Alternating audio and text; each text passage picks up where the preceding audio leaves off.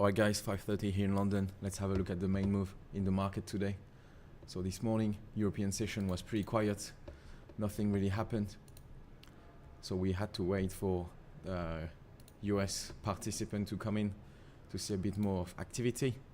However, you still have seen the DAX this morning printing new highs. So we're trading at around the pivot level for the European session, but then starting at 12 o'clock, we've seen a big spike in the price of the DAX here, trading all the way from the pivot to R1, managed to break above the R1. We also managed to test and break above the high of yesterday. And then we were trading a few ticks below the R2 level here for the session. As you can see here, we've seen a really good classic long opportunity. So we managed to break yesterday's high, then retraced, and then bounced back up again. So good classic opportunity here, long for the DAX from yesterday's high. And then as I'm speaking, DAX is still trading at elevated level. Other main product that moved today is the oil. So oil has been continuing the trend to the upside that we've seen for the past few days. That started last Thursday. So as soon as European markets start to come in, we managed to take yesterday's high at 48.98, so 2 ticks away from the 49 psychological handle. Managed to break above this level, tested R1 many times, then a bit of slowdown in activity, and then now at 4 o'clock managed to test and break a few ticks above the R1 level of the day at 49.35.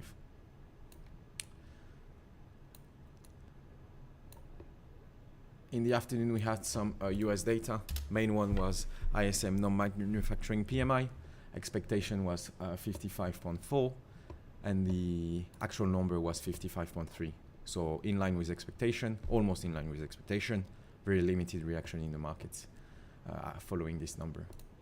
But at 3 o'clock, we also had the Bank of Canada interest rate decision. Market was pricing in no change, and they increased interest rate by 25 basis points. So big reaction in the Canadian dollar here. I'm looking at the 30 minutes candlestick. So massive move to the upside here. More than 2% move seen in the Canadian currency. And then you had some fundamental news late European session. First one was Stanley Fischer, so number 2 of the Fed in the US, saying that he was going to resign effective in mid-October, and his term was supposed to end June 2018, I think. So almost 9 months before the end of his term, contractually, he said that he was going to resign. Very short-lived reaction seen in the markets. I'm looking at gold here on 1 minute time frame, and then a bit of risk-off scenario here. So big spike in the price of gold following this news from Stanley Fischer. And then after 5 o'clock here, we had some ECB sources.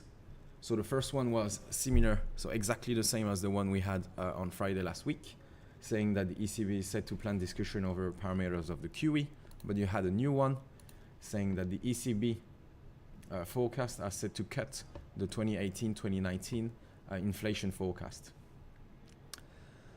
So a bit of dovish reaction seen in the euro following these ECB sources.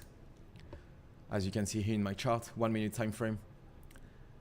Following this ECB sources, big move to the downside in the price of the euro, but then few seconds only after that, we managed to recover the move to the downside.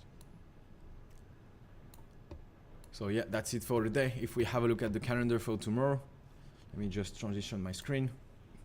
Obviously tomorrow is ECB interest rate decision plus the press conference from Mario Draghi. So the ECB interest rate decision will be at 12:45, and then the press conference from Mario Draghi will be 45 minutes after that, so 1:30 here London time. And then during the afternoon you also have some US data. And you also have at 4 o'clock the DOE crude oil weekly inventories. So 4 o'clock on a Thursday because we had a bank holiday Monday in the US. And you also have Fed Dudley, who's gonna speak 11:30 p.m. so tomorrow night, London time again. So yeah, that's it for today. I hope you all had a good session. Enjoy your evening, and I'll speak to you later. Thank you.